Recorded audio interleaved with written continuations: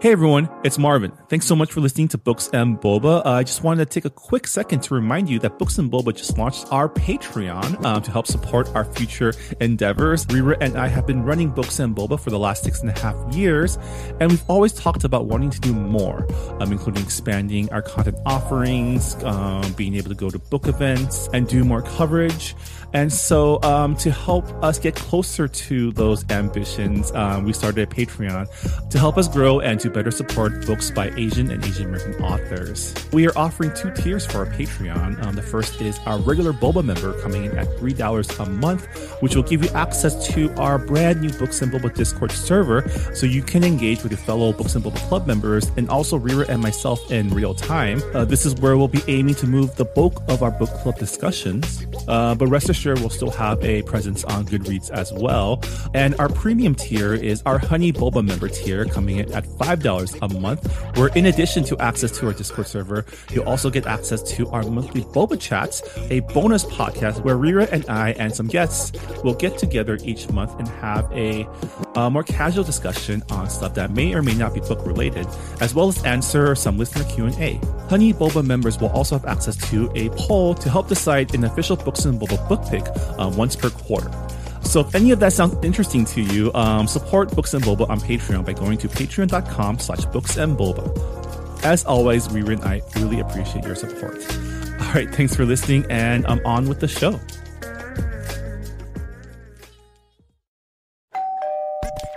You're listening to Whoa!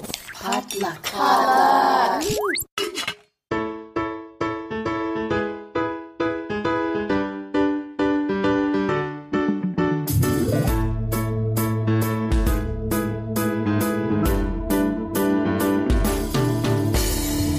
And welcome to Books and Boba, a book club and podcast featuring books by Asian and Asian American authors. My name is Marvin Yue. And I'm Rira Yu.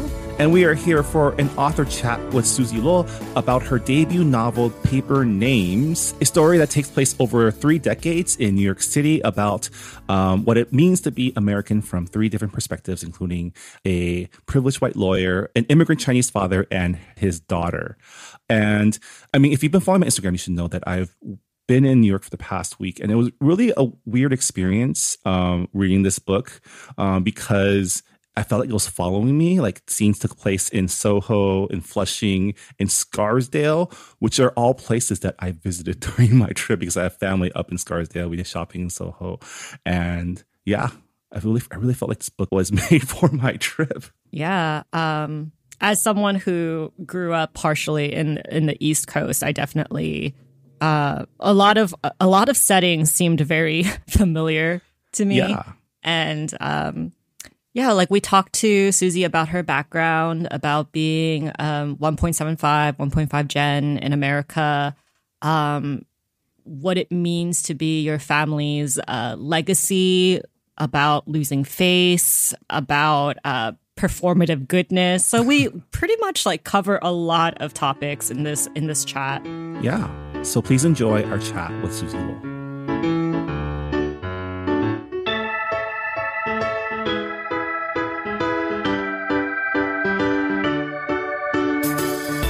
And we are here with Susie Law to talk about her debut novel, Paper Names. Thank you for taking the time to chat with us, Susie. Oh, of course. Thanks so much for having me. Yeah. And so you used to work as a lawyer, and I don't know if you currently still work as an investment banker, but it is very far on the spectrum from literature and creative writing. So what drew you to writing? Like, was it something you were always passionate about? Yeah, that's a great question. I definitely took the scenic route to writing. For me, I have always been an avid reader when I was younger, but I never really dreamt I could be a writer. And I think what happened with each of the corporate jobs is they were actually all okay, like okay to great. But after doing each for a couple of years, I just felt this sense that there was more to my life, I guess, or something more I wanted to explore. And I actually didn't know that writing was going to be the answer. I remember I tried a few other things. Like I was trying to sketch, draw. I was just kind of experimenting with creativity. And when I hit writing, what happened is I started writing at night and then I just kept going back to it. I think it just kind of blossomed into a passion. And then the book kind of organically grew and gained momentum from there. And so when people ask me like, oh, how do they find their passion? My younger sister, she's a software engineer, and she's always saying like, do I have a passion? And I'm like, don't put too much pressure on yourself. Just go try different things. Like you might not know you actually like something, especially if it's not something that was really supported in your childhood as like a career. Yeah. And I think growing up, there's a lot of pressure to excel at everything that you try. And, as an adult, like you don't have to be perfect at your hobby. You do not have to make your hobby into a job. Yeah. But you did. Like, so what was your road to publication like? It's not easy, just sending out manuscripts when you didn't have prior, I guess, like an MFA education or just like a lot of experience writing. So how did you go about it? Yeah, I used a handy tool called Google. I think part of why, so when I was writing paper names, of course I had a dream that one day it could be published, but it wasn't something that I thought for sure would happen. It was just something I felt like I was trying and it was okay to fail. I had actually written a whole nother book before for 6 months and I had like written it, edited it. And afterwards I just thought like, oh, this isn't right. This isn't the first book I want to write. And I don't regret that process because that really taught me how to write 60,000 words and edit it and have a plot, and create different characters. So I always knew this journey would be long. I actually feel super grateful that it was just my second book that I was able to find an agent. I just like kind of Googled like best agents in New York. I also Googled agents of authors whose careers I really respected. And at this point, I also didn't know a lot of authors. I wasn't like very in the literary world. And like I was just so lucky to land my dream agent. And I talked to her all the time about like, I can't believe it happened. And we're very frank with it. Also, like, there's only so many manuscripts an agent can read. And I was like, why did you choose mine? And we talk about how at the beginning, it was also just like a little bit of luck. Like that day that I sent the manuscript, she was a little more free. Like she had a little more time to read her inbox. And maybe that was a story she was looking for at the time. So I think for other writers out there, it's not always like how good is your manuscript. It's like a lot of it is a little bit of good luck too. Yeah, the stars definitely aligned for you. Mm-hmm. Yeah, which is really hard in publishing because it is a very long and arduous process. But I wanted to ask, before we get into your book, I wanted to ask you about your background. Are you first gen, second gen? I'm like, I call it 1.5. So I was born in China, yes. But I came here when I was 3. So I grew up here. I came to Flushing actually first. Oh, so you're just like me. I'm also generation 1.75. I came here when I was 3 as well. Oh, wow. Yeah. I felt like part of why I wanted to write this book was almost to explore that too. You're kind of just like really in between cultures and you're close to your parents, but you're also raised in a completely different way, like inside the home and outside the home. And I think it's so much to grapple with when you decide who you are or what you want to do or what makes you happy. Yeah, whenever people ask like where are you from, obviously it's a loaded question for us as Asian Americans. And when we say like New York or LA, they ask like, no, where are you really from? Where were you born?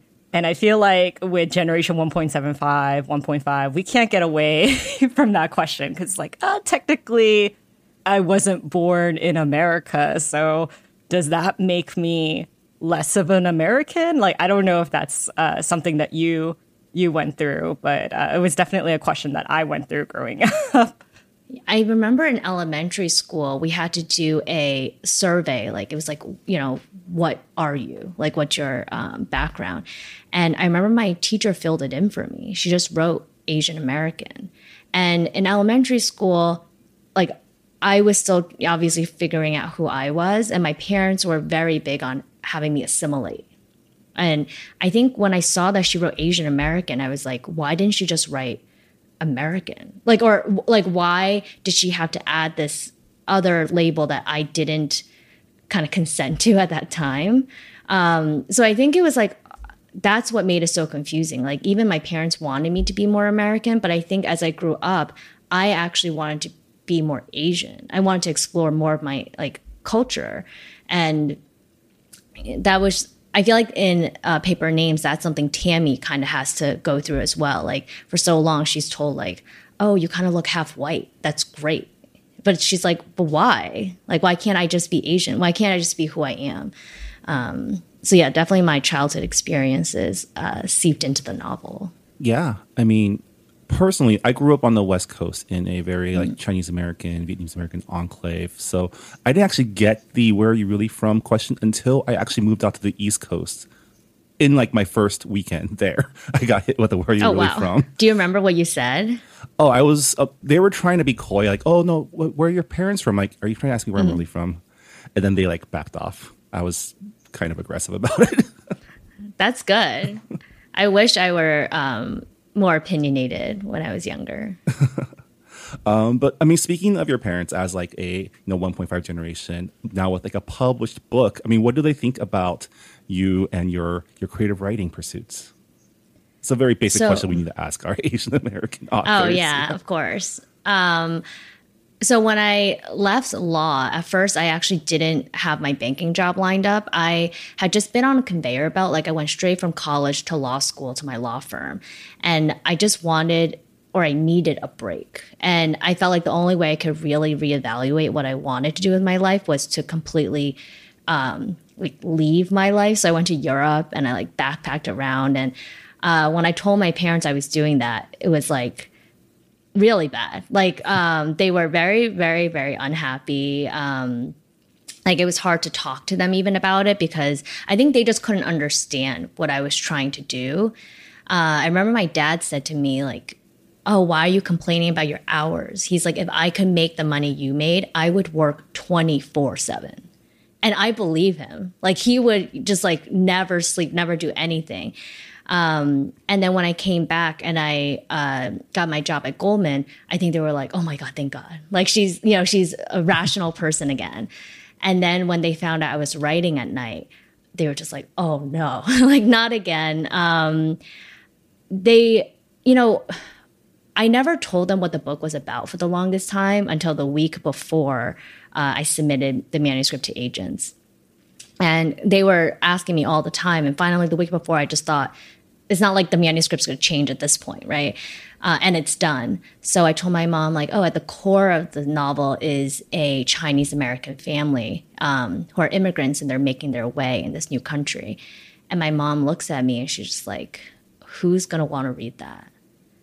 And that was really hurtful and demoralizing to hear. But what was so wonderful is just a week later when I signed with my agent, immediately their outlook changed. And I remember my mom even said to me, she was like, I think I want to write a book.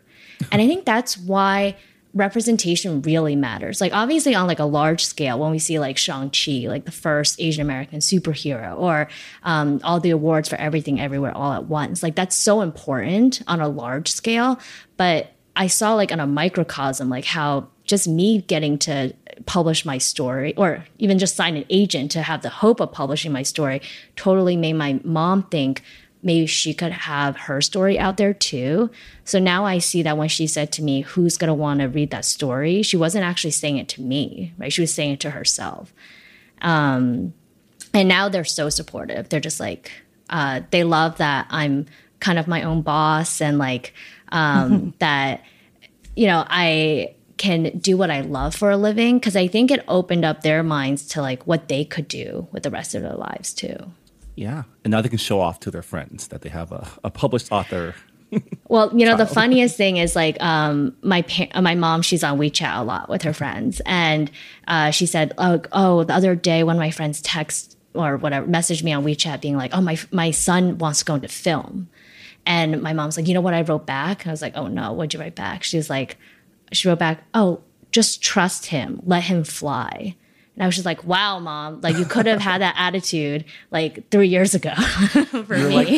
You're like the eldest child. You're like their trial run. Now they know how to parent a creative child. And then exactly. You have to share that knowledge with other people. So the inciting incident in your novel, Tony is a doorman for this very luxurious apartment building, and he witnesses one of the residents getting mugged. And he goes out and, he apprehends the mugger despite, not considering his personal safety at the time. And this strangely reminded me of an incident that happened during the surge of anti-Asian assaults. This happened back in 2021 when a doorman in Manhattan actually closed the door on a 65-year-old Asian woman who was badly beaten on the streets. And I don't know, like my mind just went there. I was like, oh, what if, like, this is a what if situation, like an alternate version of events. Like, was that something that influenced your writing? Like, what was it like writing during the pandemic? I'm guessing that you wrote this during the pandemic. Yeah, I wrote it the first month of the pandemic, started writing it, March 2020. And so I had no idea that incident was going to happen. I remember reading about it almost a year later, and it was just horrific to read. I also lived not too far from where that happened. And I remember, I think that week I even had to kind of take off what I to kind of decompress from everything that was happening too. And I think what I was trying to write there with Tony going out without thinking is, I feel like people have misconceptions of others, right? So like when they see someone like Oliver, who's like living in a wealthy building, who's a lawyer, who like is really handsome, they think like, oh, he just also must be brave too and courageous, and he must just be like an upright person and citizen. And when they see Tony, they're like, oh, he's still struggling with his English. He's like, he's just a doorman. Like, what can he kind of bring to this world today? And it's like when this horrible incident happens, it's Tony who goes out there, who like doesn't think, just like knows this is the right thing to do, just on instinct he knows.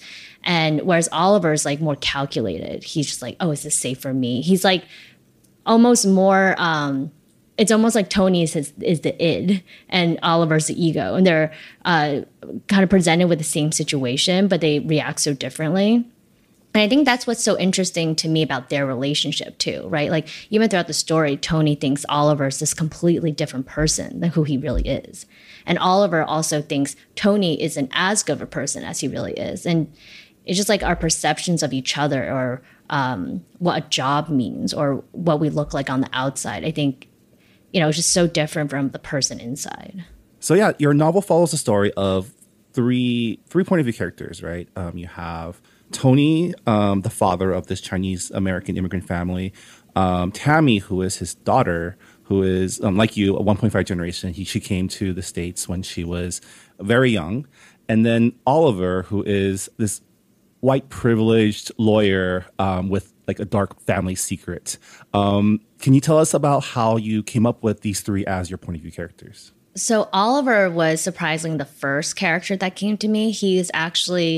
I had been dabbling with short stories before writing this novel, and I think I was just like working with the character. I had named him Oliver for a long time, where he was grappling with what it means to be good or a good person, like, and whether or not he, like, being good is kind of inherently selfish. Like, does he do good things or volunteer or donate or run marathons for charity to be seen as good? Or is it an intrinsic like value that it could bring to him, and that he knows that this is the right thing to do?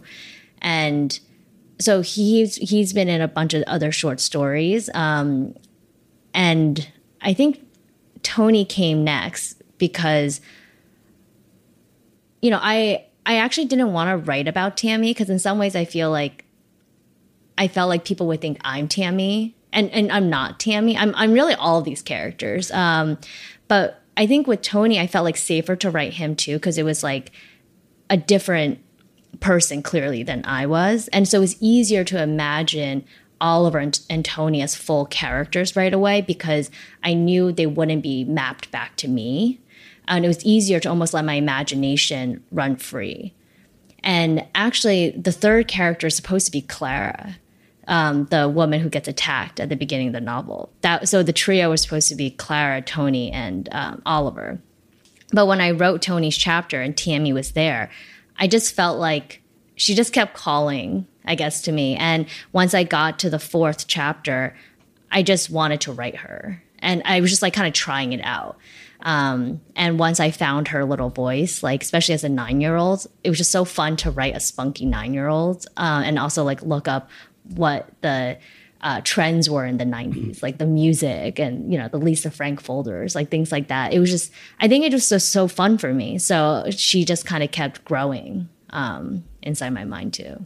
Yeah, I just thought it was it was a really interesting choice to have Oliver as the third POV. And I'm really surprised that Clara was supposed to be a POV character because this book could have easily been a story told in dual perspectives about an immigrant father and his 1.5 generation daughter. I feel like we've seen that dynamic in Asian American literature over and over and over again. And of course, that story can be told over and over and over again because there's varying degrees of it. Like people are not the same. So I just thought it's just a comment. I'm not asking a question, but I thought it was very interesting. I think why he kind of got in there in my head was also just seeing how my parents' journey in America evolved. Like when they first came here, I felt like they really thought people who looked like Oliver had it all. And they were like, oh, we just want like me to become someone like Oliver, like who's like a lawyer who went to Harvard, things like that. And now that they're older and they like, have met more different kinds of people and like they kind of see into their lives, they're just like, oh, they have problems too. And we thought that this is like the dream we wanted for our daughter, but actually like we just want her to be herself now. Like we don't want her to be like anyone else. So I think that's why to me, Oliver was almost like created for Tony. So like Tony could kind of see like the life that he thought was so perfect. Actually, like he already has the perfect life. Yeah, I was going to make that connection too, because what the character of Oliver really injects like themes of class and privilege and what people with class and privilege will do to keep that class and privilege, and how Tony first sees Oliver as someone who he wishes his daughter can be someday, like a lawyer who holds their head up high as they walk through New York, because at this point he's still just a doorman at this like fancy apartment complex, right? And then you immediately give us Oliver's point of view and realize his entire life is like built on a lot of secrets and a lot of like bad stuff that their family did to keep that power. I think during that time I was looking at a lot of Bernie Madoff documentaries because in my mind, Oliver is like kind of an imagination of like what his grandchildren might feel like, or the grandchildren of someone who did such wrong to society could feel like. Like, do they feel like they have to like be extra good to make up for something that someone in their family did? Like, how do they hold their head up high? How do they operate in the world? And what values are they being taught, right? In a lot of ways, like, I feel a lot of empathy for Oliver because it's like we're always like a product of our upbringing. And there's only like, of course, we can take responsibility for how we make decisions later, but that's also, it's just hard to break out of that. He's always kind of surrounded by this wealth and his family and the wealth becomes a trap for him. And it's like, even though he wants to escape and like he does good things, he's like trying. It's like ultimately, well, the reader will see like, can he or can he not? And that was just interesting for me to explore. Like, how much can you escape your family? How much can you escape your parents, your grandparents? Yeah, and you also explore the Asian American history is a history of migration and migration patterns, migration waves. And Tony and Kim, Tammy's parents in your book, are part of that immigration from mainland China in like the early 90s when the economy in China in the mainland wasn't as strong. And so a lot of people left to like pursue opportunities and just barely missed the economic boom of like the late 90s, early 2000s in China. And, you know, it's a story that we actually also read in Kelly Yang's Front Desk, her middle grade novel, about the struggles of like this specific immigrant wave and what they had to do and what they had to struggle with as they came here. How did you, I guess, research the specific struggles of this, you know, wave of Chinese immigration? You know, one of the greatest gifts that the book has brought me is I'm so much closer to my parents now. Like, of course, I would do research like on Google or read articles from the Times or the New Yorker or, you know, whatever other institution that was writing about that time. But when I got stuck on an emotion, I would call my parents and be like, okay, when it was like 1994 and like you were in this job, like you were working at a bakery, but you had a medical degree. What did you feel? And I realized like I actually never really asked them so many direct questions about their experience and their feelings during that time because I think it was just such a hard time for us that when it was over, we were just like, oh, thank God. Like, you know, now we like, you know, they own a house now. I remember once we bought that house, it was like their whole demeanor changed. It was almost like, you know, we got citizenship and bought a house and they were just like, oh, we can stay now. We can like relax a little bit. And we never really dived into their feelings on the time. I think in some ways I was always so self-centered on my feelings about the time, how like that time made me feel, or like maybe like their flaws in parenting, when I didn't realize like actually my parents were like individuals who were going through like some of the most stressful times. Like I can't even imagine. Like it wasn't just can I pay my rent? It was like, can I stay like in this country, right? Like, do I have to totally uproot my family again? And my parents were able to, I think, also analyze a lot more of like how they felt during that time and maybe how that scarred them and how that also pushed them forward. Yeah, I mean, children of immigrants were often the vessels of our parents' dreams. They sacrifice everything to give the next generation a better future. But at the same time, we as the children of immigrants, we didn't ask for those sacrifices. We didn't choose to be a quote unquote investment. And, you know, that is something that is really hard to grapple with. And I'm really glad that like writing this book brought you closer to your parents, because I feel like, you know, first gen and second gen, 1.5 gen, like we just don't talk about what we went through. And it's very frustrating because if we talked about it sooner, then maybe a lot of the burdens that we had growing up, it wouldn't have been so hard. I think that's the crux of it, right? It's always, even not just with like parents and children, it's like with friends or with bosses and stuff. It's like, it's always kind of a miscommunication or a lack of communication. And, you know, one thing I found when I was talking to my parents about this stuff is at first it was really hard because they didn't have the vocabulary for it. My mom would just be like, oh, I think I felt sad.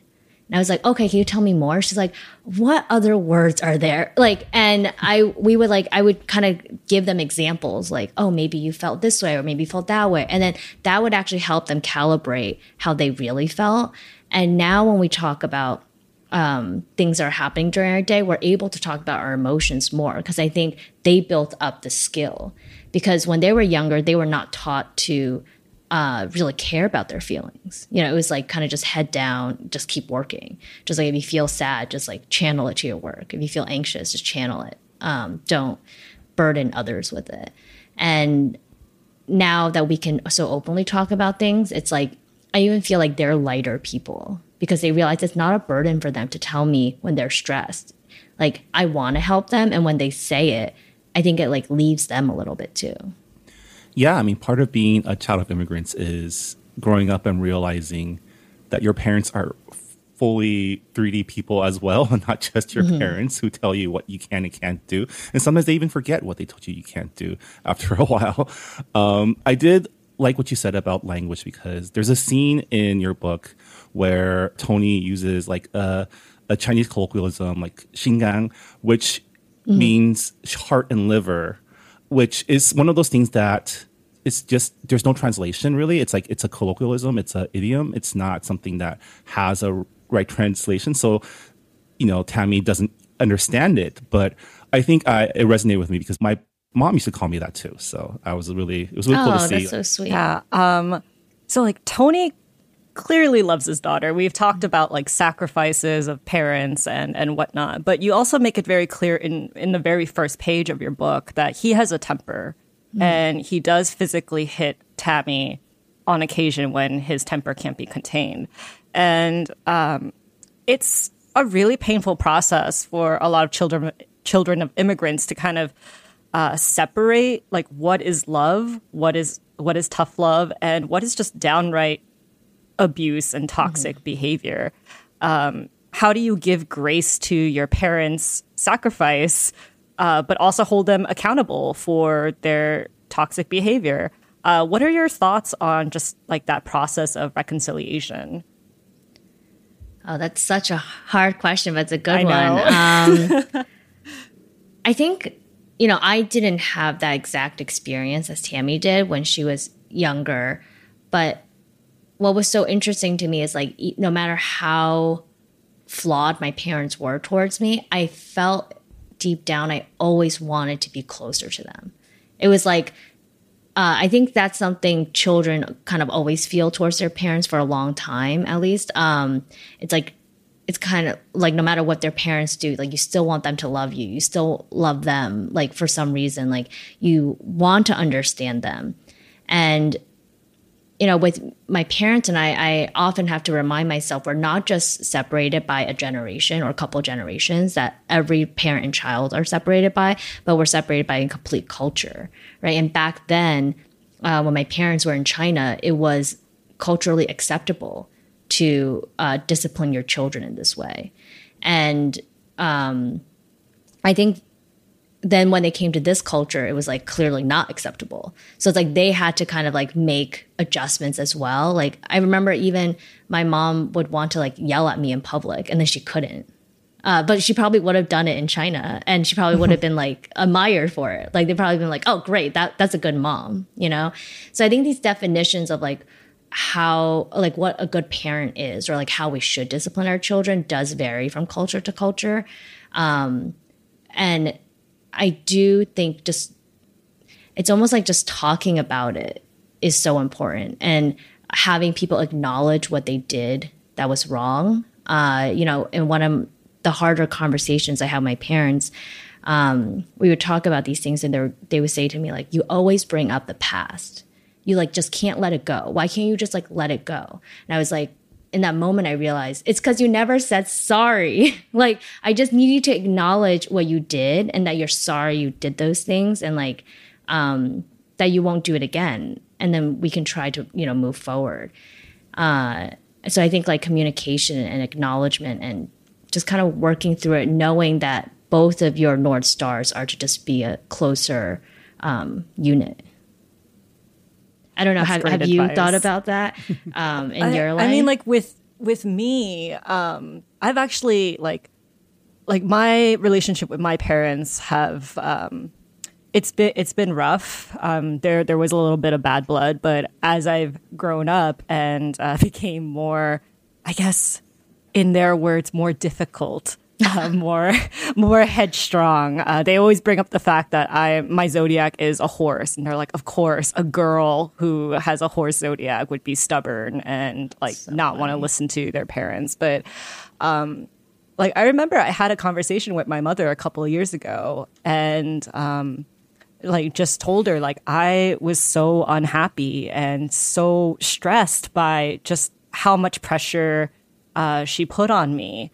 And like you said, it was just all about communication, even though there was a language barrier. I think because I was closer to the age where she came to America, like I feel like she could put herself in, like, I feel like I could put myself in her shoes, and then she could kind of like look back and be like, oh, right. Like it was a hard time for me, and it must have been a hard time for my child. And also, you know, every generation they're like, well, I don't want to be like my parents. I want to learn from my parents' mistakes. And I don't want to grow up to be my parent, but somehow it's like a self-fulfilling prophecy. So so like with her, she's like, yeah, like my parents did the same thing to me. And so like you said, it's a lot about communication, and it just like takes so much effort just to get them to the table. And yeah. And if it depends on your parents as well. If they love to avoid conflict, it's very hard. But it's a lot. And also just like the idea of losing face. I feel like with a lot of immigrant parents, they want this image to be projected, and they have this idea of the American dream, which is, I think, very different from what people who are born and raised here believe the American dream to be. So like, I do want to ask you that, like, do you think the concept of the American dream is different from like our parents' generation to like our generation now? We are, we were born and raised in it, and we might be a little bit more cynical about it. Yeah, I think in some ways I wrote Paper Names as a challenge to the American dream. Like my parents, and when I was younger, I feel like there was a lot of propaganda about the American dream. Like, you came here, you can be the American dream too, right? And when you really break it down, the American dream is like, it's like a promise that if you work hard, you'll land a very prestigious job and you'll earn a lot of money, and then you can buy a house and then buy a car, have like 2.5 kids. And to us, that doesn't sound like a dream, right? It sounds like a checklist. But I think that's what my parents liked about it. They felt like, oh, these are the steps, like they're giving us a template, the steps we have to do to become successful Americans. And it was almost like, we'll be American if we could check off everything. And, even in the book, all three, Tony and Tammy and Oliver, they all check off a lot of the boxes of the American dream. But when they do, they're actually, I feel like, even more unhappy than before. And that's because like a dream can't be one size fits all, right? And in some ways, I actually feel like the American dream is a marketing scheme for assimilation. Like, let's all be the same. Let's all live in these houses and have like this nuclear family. And it's only when the characters kind of stop and they're thinking like, no, actually, what do I want? Like, I already have all these things that they said should make me happy, but I'm not. Like, what does my dream really look like? That's when they can really try to find happiness and peace in their life. For me, I feel like my parents used to think the American dream was what was presented to them by the media. But for me, and I think now them too, I feel like the real dream of America is that it's a place that you can be yourself, right? You can like say what you feel. You can love who you want. You can fight for what you believe in. And I feel like because we live in this country where we have this immense luxury that we can do these things, like we owe it to ourselves to really figure out, what can I do with my life? What do I want to actually do and like bring into the world? So I hope that's my dream now, like in writing, just trying to figure out, what can I give back? Yeah. So your book's been out for a little bit. How has the reception been for you? Like, what has anything surprised you about the way people have responded to your book? I think I'm probably in the minority of writers where I asked my agent and editor not to give me any numbers, like sales numbers and things like that, because I feel like I'm very far into book 2, and I kind of just want to like focus on that, because in some ways I love to do events and like podcasts. Any way I can support my book or connect with readers, I'm happy to do. But I feel like in terms of like reviews or like how many people bought it, I just don't think that's really my worth. Like when I was thinking like, do I want to know the sales number? I feel like let's just pretend the sales number is high, then that'll probably overinflate what I think my worth is. Like if it's low, that'll probably like, deflate what I think it is. And it's almost like weight. Like I don't know what that number is really telling me of like my worth. I hope the book is out there resonating with people. And I think maybe given a few more months or like half a year or a year, I do want to know. But I think to me, it's almost like too sensitive right now to know. And like I said, I don't want that number to define how I feel about it. I think like I didn't realize naively how vulnerable it is.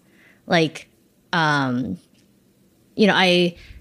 like in my other jobs, like I've, been in meetings, I've like given like work product before, like they've like had to file it in certain places. And it was just like, that was just work. And I think for me, writing, of course, it's like, it's work, but it's so much more than that. It's almost like allowing part of your spirit into the world. And you're just like, oh, please be nice. Like, but also like once the book's in the world, it's not mine anymore, right? Like people can interact with it however they want. And like, if they don't like it, if they like it, that's all totally valid to me. Sometimes like, I think it'd be funny if like in a year's time, like I go on Goodreads and I review my book. Cause already I'm like, oh, I could have done this differently. Like, oh, I think like this would have been better. Like, I don't know.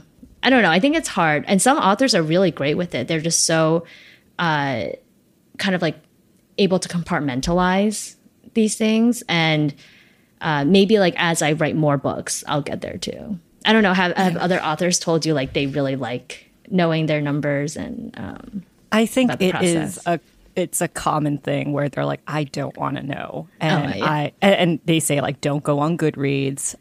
Sometimes they do like read, very like critical reviews of their books, but that's mostly for, them as an author to like know, okay, what can I do to make my prose better?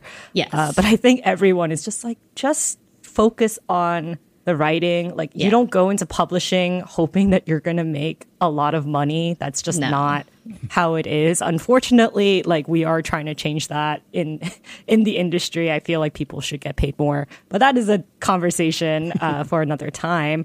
My last question, this is just me as a reader who is curious. Where did the title Paper Names come from? So the book was originally named in America. And I think that was nixed because they just didn't want like international readers to think it was just like an American book, I guess. So when I was thinking of different names for the book, I knew I wanted the name names in it.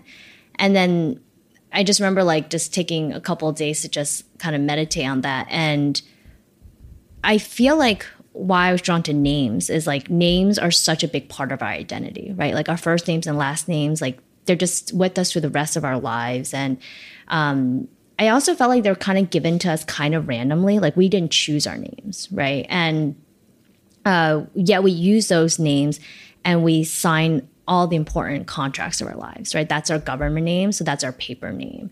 And all three characters in the novel actually change their paper names, like some to assimilate into a different culture, some to hide from their past.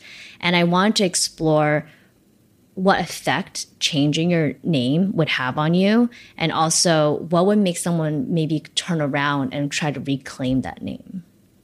So some of my friends have been kind of going through that process of like, they had a Chinese name and now they're going by an anglicized name, but now they actually want to go back to their original name. It's like, I think that process is like very interesting to me. Like, how do you reclaim something that was once yours? Yeah, I mean, like identity is very complicated, and really in the end, it's just choosing what part you accept into your life. And like the name Paper Names, it actually reminded me of a children's book by Yang Sik Choi, The Name Jar. And it's about a Korean girl who's new in school and her name is too hard to pronounce. So all of her classmates write suggestions for English names and put it into a name jar. Wow. And yeah, it just like reminded me of that, of like, oh, yeah, we do change our names to assimilate better. But does it really change who we are on the inside? And yeah, I just thought it was a very meaningful title. So I just wanted to know if that was the title that you came up with first or not. Yeah, you just reminded me, like, well, my first week in America, my given name is Shinshin. And my mom went around Flushing introducing me to the neighbors. And there was like a very well-intentioned white lady. And my mom was like, oh, this is Shinshin. And like the lady couldn't understand. And my mom repeated it a bunch. And then the lady said, oh, you mean Susan. And literally I became Susan from that day on. And I remember when I was transferring to a different high school, I was just like, I just want my name to be my own. So that's why I changed it. I just told everyone to call me Susie. Because I think I just wanted to feel like an iota of control over my identity. And that wasn't just given by this random person who thought my given name sounded like Susan. Yeah, that's how, I feel like Shinshin is very easy to pronounce. How did they get that wrong? But I mean, like, I understand. My name is pretty easy to pronounce, but people mess it up all the time, and it's spelled the way it is because the immigration person spelled it that way. It was not by choice. Oh, really? So, How is it really spelled?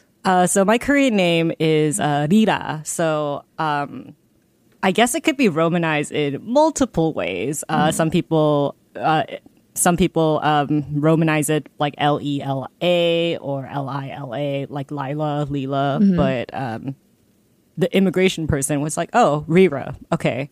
Reera. And I'm just like, wow. Cool. I mean, I prefer that romanization over anything else, but it's just like, oh, like that wasn't a choice. My parents didn't give me that spelling. It was just given to me. But now I own it, so it's fine. Yeah. You've made it your own. Yes. Yeah. Yes. All right. Well, we're coming up to the end of our chat. Thank you so much for chatting with us. Thank you so much for writing a book about. I always love reading about, especially Chinese American experiences outside of my own, because I'm a SoCal boy. It was really cool to see, you diving into, the interiority of both first and second or 1.5 generation immigrants and their struggles, especially living in a place as like fast paced and hectic as New York.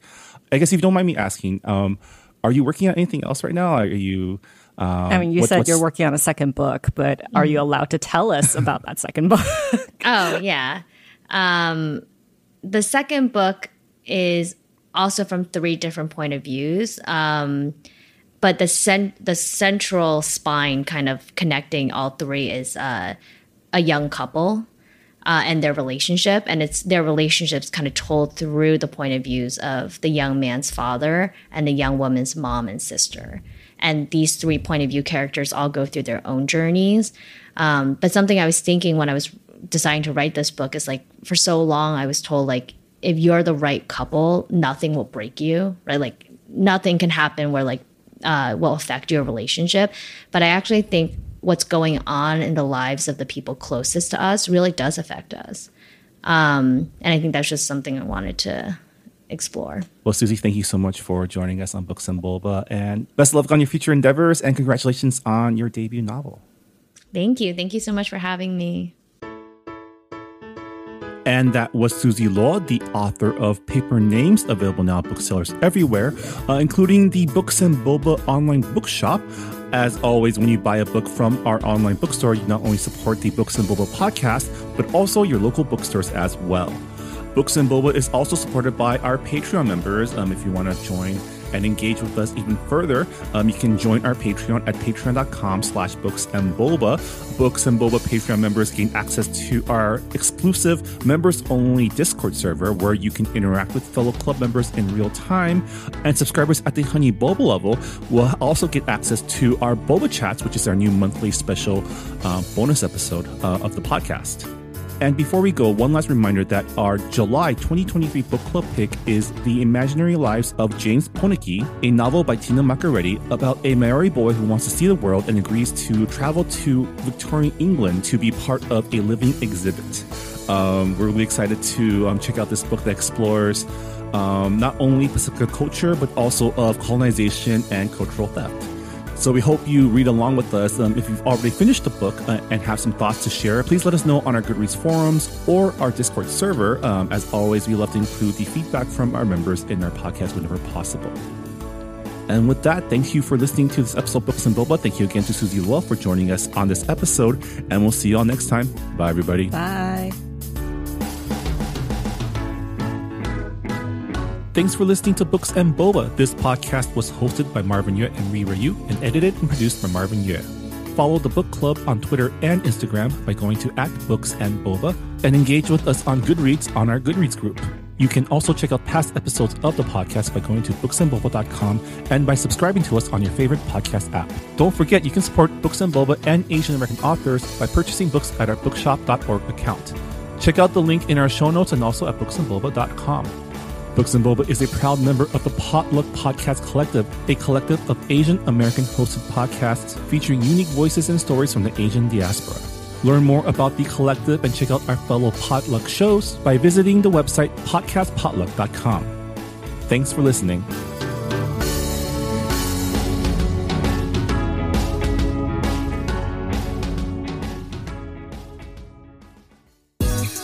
Life gets a little crazy sometimes. Sometimes it's confusing, sometimes it's funny, sometimes it's beautiful, and sometimes it can just piss us off. Enter First of All Podcast. It's a safe space for real conversations about the things that we all struggle with, celebrate, contemplate, and work through in our daily lives. I'm your host, Mindy Chang. I'm an actor, filmmaker, and entrepreneur with a colorful background, a full life, and brilliant friends who I love to unpack life with to share with all of you. They are everyday people like you and me, ranging from award-winning artists, cultural icons, powerful CEOs, my hilarious childhood friends, and even my mom. Tune in for honest conversations on mental health, dating, sex, family, career, culture, and everything in between. Listen to First of All wherever you find podcasts, part of the Potluck Podcast Collective.